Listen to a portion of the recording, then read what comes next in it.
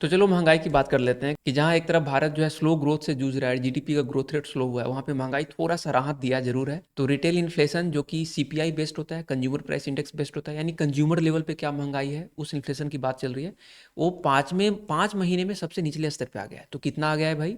तो 4.3%। पहले कितना था, मतलब दिसंबर में कितना था, ये जनवरी में 4.3% आया, 5.2% था। तो वो डेटा यहाँ भी झलक रहा है कि लास्ट के 5 महीने को देखोगे अगर, 1 2 3 4 5, तो सबसे निचले स्तर पे दिख रहा है महंगाई 4.3%। और ये महंगाई का स्तर वही है जो जनवरी 2024, फरवरी, मार्च, अप्रैल, मई, जून, जुलाई के आसपास हुआ करता था। यहाँ पे एक लाइन दिख रहा है, चार पे एक रेड कलर का लाइन बना हुआ है, ये क्या है? तो ये आरबीआई का बहुत बड़ा जिम्मेवारी होता है इन्फ्लेशन को कंट्रोल करना। तो इन्फ्लेशन बेस्ड टारगेटिंग जो होता है, उन्होंने टारगेट रख रखा है 4% का, +-2, यानी कि 4%, 6% तक अपर सीलिंग है, नीचे 2% तक, इसके बीच में इन्फ्लेशन को रखने की कोशिश करते हैं।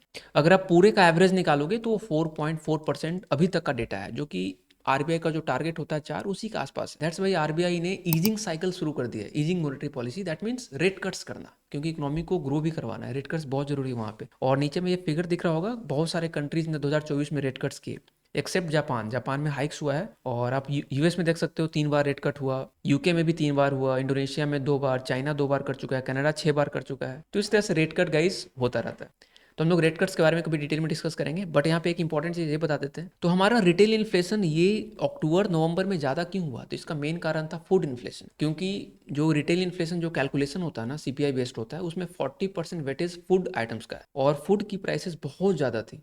अभी वो जाकर डाउन हुआ है, इसके कारण हमारा जो रिटेल इन्फ्लेशन है वो थोड़ा सा कम हुआ है, 4.3%। तो लास्ट की अगर 3 महीने की बात करें तो यहाँ पे था 5.5% के आसपास, यहाँ पे था 5.22%।